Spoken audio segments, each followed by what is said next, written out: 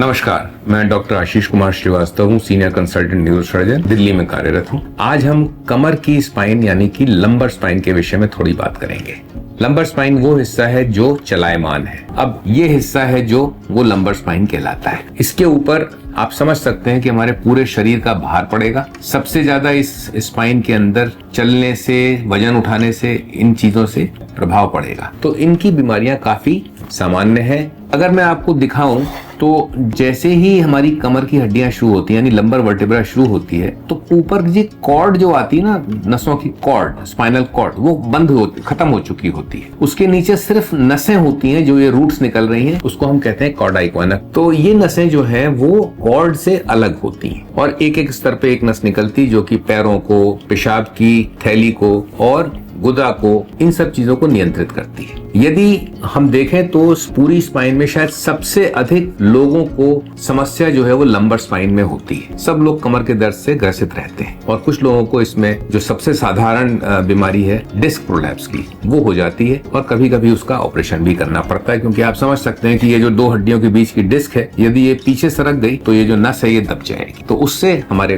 पैर कमजोर हो सकते हैं, पेशाब की थैली का नियंत्रण खराब हो सकता है, मल निष्कासन जो है वो प्रभावित हो सकता है और बहुत सी बीमारियां आ सकती हैं। यदि ये समय के साथ धीरे धीरे बनता है तो इसको हम कहते हैं क्रॉनिक कॉर्डा इक्वाना सिंड्रोम, और यदि किसी चोट की वजह से या एकदम से ये हो जाए तो उसको एक्यूट कॉर्डा इक्वाना सिंड्रोम कहा जाता है, जिसमें फिर सर्जरी की आवश्यकता एकदम नितांत जल्दी करने की होती है। इसको ठीक रखने के लिए एक तो इसको चलाते रहना चाहिए सही तरीके से, बहुत ज्यादा वजन नहीं उठाना चाहिए, बहुत ज्यादा इसको झुकना, बार बार जो है आगे झुका के लंबे समय तक नहीं रखना चाहिए। इन चीजों से हम इनके ऊपर होने वाली बीमारी को और जो डीजेनरेटिव चेंजेस है, मतलब समय के साथ आने वाले चेंजेस हैं, उनको बचा सकते हैं। खाने पीने का ध्यान रखना, नियमित, निरंतर और नियंत्रित हमको व्यायाम करना चाहिए ताकि लंबर स्पाइन जो हमारी है वो सुदृढ़ बनी रहे। आजकल की जो जीवन शैली है उसमें लंबे लंबे दूरी के लिए वाहनों में जाना या दोपहिया वाहन चलाना, इनसे या झटका लगने से या लंबे समय तक बैठ के काम करने से, जैसे कंप्यूटर पे लंबे समय तक झुक के बैठ के काम करते हैं, उससे भी इसके ऊपर दुष्प्रभाव पड़ता है।